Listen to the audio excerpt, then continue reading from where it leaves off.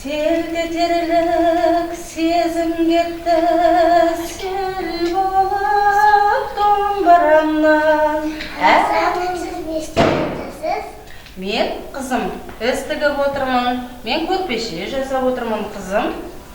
Біздің қазақ халқымыз өте қонақжай. Қонақ келген кезде астына көрпеше төсеген балам. Енді мен де көрпеше жасап отырмын. Қонақ келгенде салайық деп. Қонаққа деген ол сыйдың белгісі, құрметтің белгісі. Қарай ғой, қызым. Міне, мен болып қалдым сымды тігіп.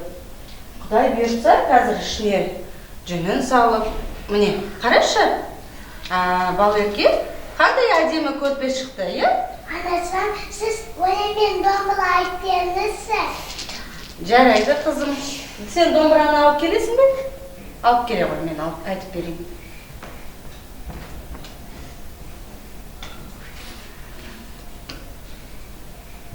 Рахмет, қызым. Отыра ғой.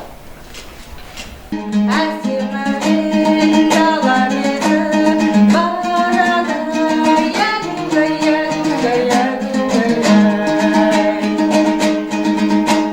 ару балтыр жігітімен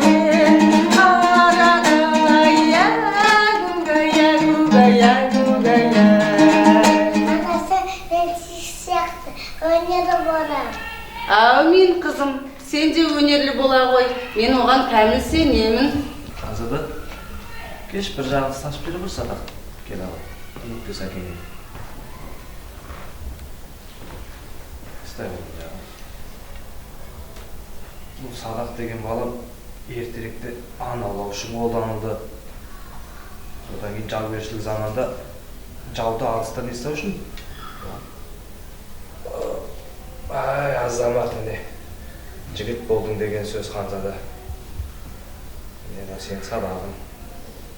Қызым, әкешің шөл деген болар. Сусын апарып бере ғой әкеңе. Әкешіңе қымыз апарып бер. Ой, айналайын. Көрген өсін. Әке көрген оқ жонар, ана көрген тон пішер деген. Атам қазақ. Қазақ халқы өнерлі. Осы әкеңнен көргеніңді.